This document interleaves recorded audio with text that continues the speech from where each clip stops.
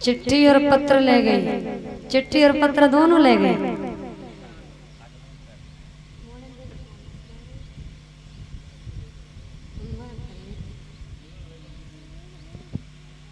प्यारे भगवत श्रोताओं,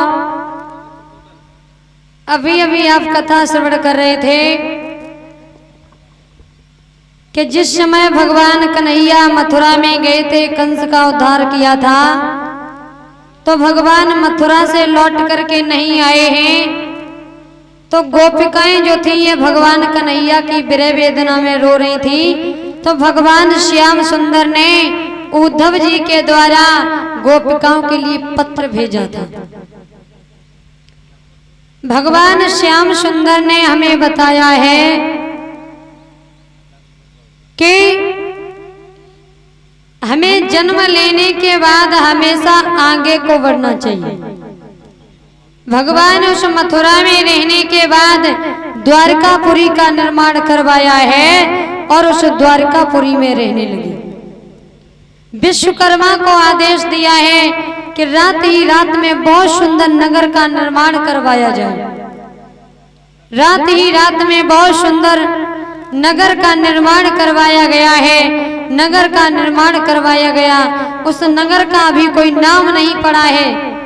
भगवान ने अपने अंगरक्षकों से कहा है ऐसा करो, चले जाओ, जो भी मेरे ब्रज के ग्वाल वाले हैं सब गोपी ग्वालों को रात ही रात में सोते सोते उठा करके लाओ और इसी नगर में आकर के लिटा दो।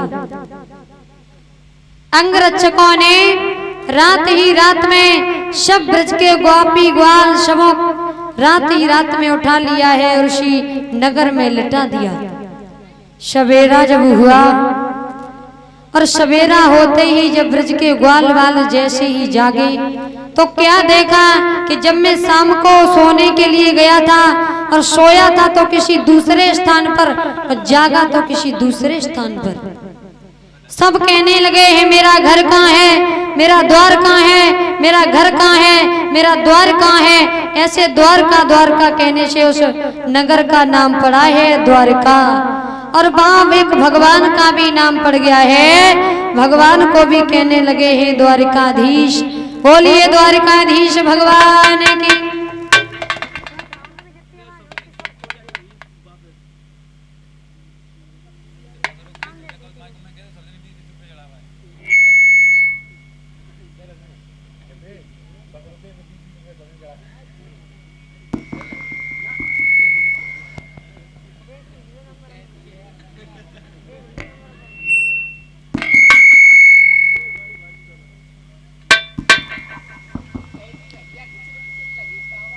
तो भगवान का भी वहां पर नाम पड़ा है द्वारकाधीश।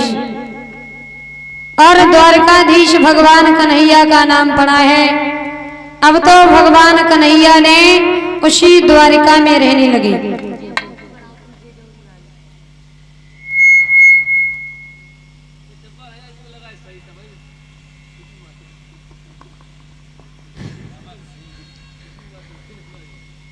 भगवान श्याम सुंदर ने हमें दिखाया है परीक्षित जी, भगवान कन्हैया का सबसे पहले जन्म कहाँ हुआ था?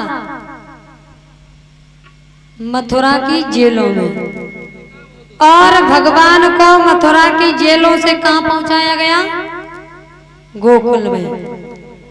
और गोकुल में जब भगवान पहुंचे हैं तो उत्पात होने लगे, तो गोकुल से फिर कहाँ पहुंचे थे? वृंदावन में। बहुत अच्छी बात। और वृंदावन से भगवान कन्हैया कहाँ जाकर पहुंचे? मथुरा में। मथुरा के बाद भगवान कहाँ पहुंचे? द्वारिका में। तो भगवान ने हमें ये दिखाया है कि हमें हमेशा आगे के लिए बढ़ना है, कभी पीछे को नहीं लौटना है। तो भगवान कन्हैया ने द्वारकापुरी का निर्माण करवाया है श्रोताओं। और उसी द्वारकापुरी में अब तो भगवान कन्हैया रहने लगे। द्वारका में भगवान कन्हैया रहने लगे हैं। इधर भगवान कन्हैया के बड़े भैया हैं बलराम। इन बलराम जी का विवाह जो हुआ है अनर्थ देश के राजा थे रेवत, जिनकी पुत्री है रेवती। रेवती के साथ में बलराम भैया का विवाह हुआ है, जिसमें ब्रह्मा जी मझिया बने और ब्रह्मा जी मझिया बनने के बाद बलराम जी का विवाह करवाया। बड़े भैया बलराम जी का जब विवाह हुआ है तो एक दिन भगवान कन्हैया ने देखा है कि भैया का विवाह हो गया है और भाभी जो घर में है ये भाभी भैया की बहुत सेवा करती है। अब तो विवाह हो चुका है, कपड़े धुले हुए मिलते हैं, प्रेस हुई मिलती है, शाम को पैर भी दबाए जाते हैं, भोजन तैयार मिलता है। अब कन्हैया ने देखा है कि भैया की तो भाभी बड़ी सेवा कर रही है और कहूँ हमाऊ ब्याह है जाता तो हमारी खूब सेवा होती परीक्षित जी। भगवान कन्हैया सोच रहे हैं कि अगर मेरा भी एक छोटा सा विवाह हो जाए तो मेरी भी पत्नी आएगी तो मेरी भी खूब सेवा होगी। क्योंकि एक बात और बता दूं कि विवाह वो फल है जिसने खा लिया वो भी रो रहा, जिसने नहीं खाया वो भी रो रहा।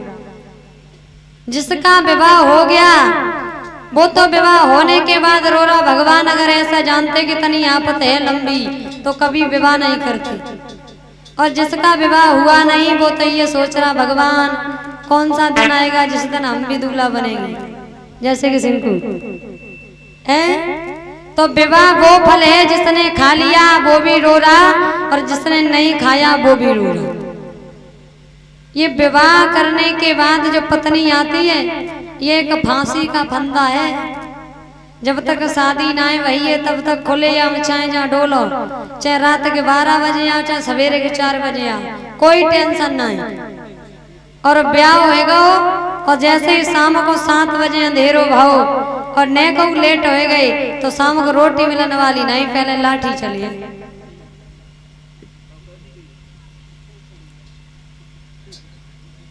और ताशा हम तो जानते हैं कि बिना ब्याह के रहो तो ठीक है। क्या परीक्षित जी?